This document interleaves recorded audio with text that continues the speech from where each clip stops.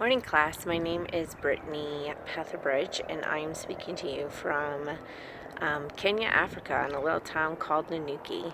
And in fact, that little peak back there, which looks really little, it's not so little, is Mount Kenya in the background. So I'm going to go into my research proposal, and I'm also going to post my PowerPoint for you guys later on within my study. But I don't think you guys are going to be able to see the screen otherwise. So my research proposal was on wellness and self-care, focusing on a marginalized group of girls that are currently living in poverty. My research questions were the following. If marginalized groups of single mothers were offered mindfulness-based therapies, would these therapies improve the overall wellness and self-care of those living within poverty? And my second question would be whether the symptoms like depression and anxiety that some of these marginalized girls feel would decrease after therapies were administered to this particular specific population, should I say. Abbreviated literature review. Poverty inevitably affects this world and its population. Health and wellness in the 21st century have become topics that are being addressed both in social sciences as well as the medical sciences. There is currently no research that has been conducted that explores the holistic wellness and self-care of marginalized groups, particularly groups of single mothers who are currently living in poverty-stricken areas around the world for various reasons. Therefore, the purpose of this research proposal is to shed light into the positive effects that holistic wellness and self-care can have on those that are struggling to live daily under the marginalized groups that they are in because of certain circumstances. My hypothesis and my null hypothesis. The hypothesis in this research proposal is that when mindfulness-based therapies are administered to those that are living in marginalized groups of single mothers, their overall wellness will be affected, like stressors, depression, and anxiety will decrease because of these administered therapies within a group setting.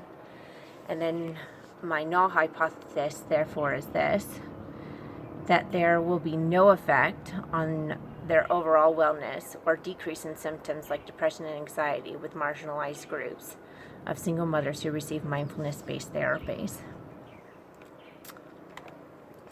Participants and recruitment.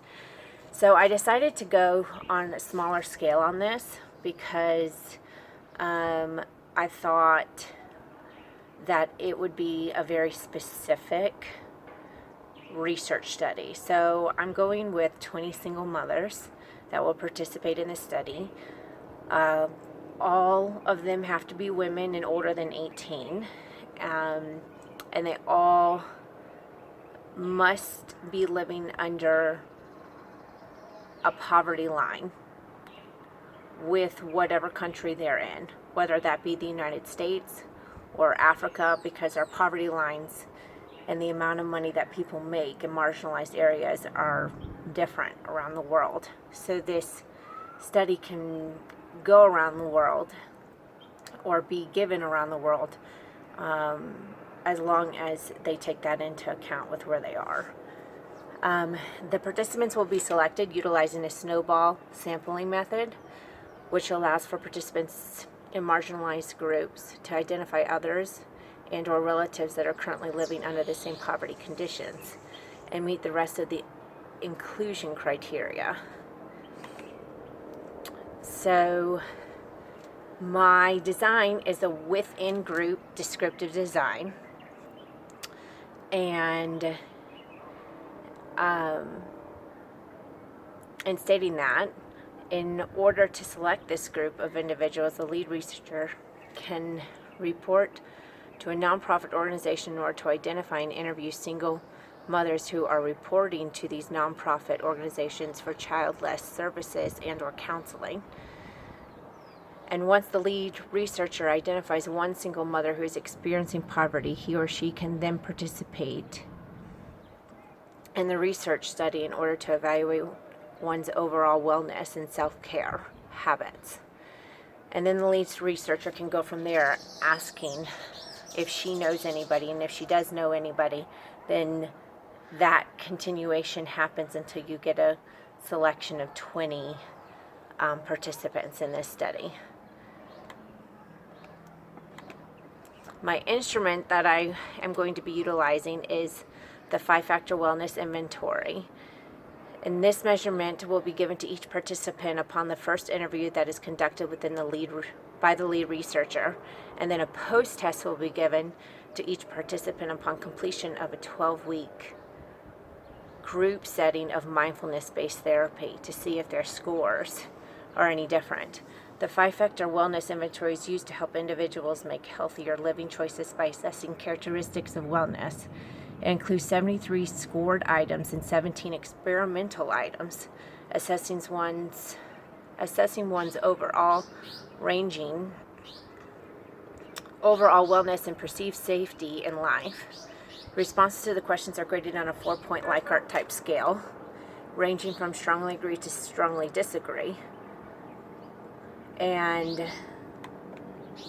the alpha coefficients currently with this study are between 0.80 and 0.94.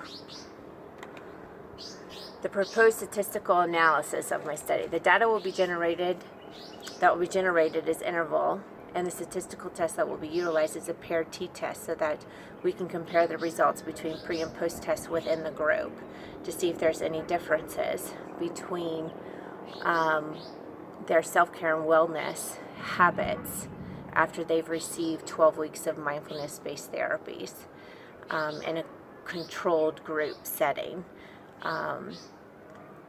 The rationale behind utilizing this particular test is because our data is interval, and we are explaining whether there is a difference between one's overall wellness and self-care after treatment has been administered to this marginalized group of single mothers living in poverty.